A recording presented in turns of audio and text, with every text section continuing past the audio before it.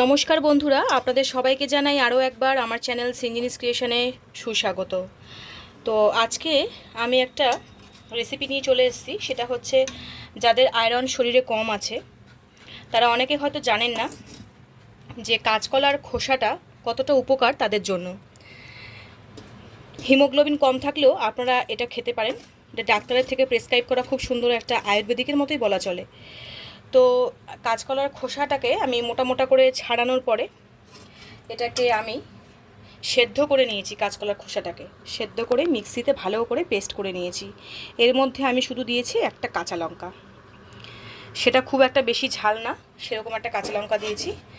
আর তারপরে আমি এখানে দিলাম তেল, একটা শুকনো লঙ্কা, অল্প একটু হিং আর ফোড়নে কালো জিরা। এগুলো দিলে ফ্লেভারটা বা যে টেস্ট সেটি খুবই সুন্দর লাগে, আরও দ্বিগুণ বাড়িয়ে দেয় এই খোসা বাটাটাকে।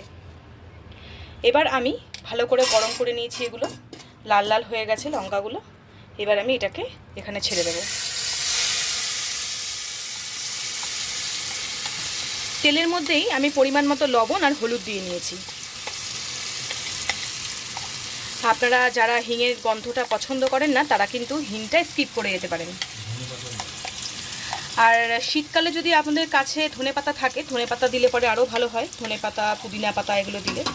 তো আমি আজকে এগুলো কিছু ব্যবহার করিনি, যখন শীতকাল ছিল আমি তখন ওগুলো দিয়েছিলাম। এখন আমার হাতের সামনে সেগুলো নেই, তাই আজকে আমি এরকমভাবেই করব।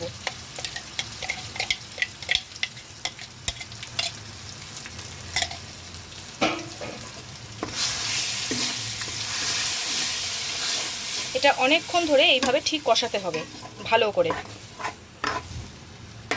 যতক্ষণ না এটা কড়াইয়ের গা থেকে একটু লেগে লেগে আসবে। দেখতেই পাচ্ছেন এখন টেক্সচারটা একদম পাতলা রয়েছে। এই যে এখন টেক্সচারটা একদম পাতলা।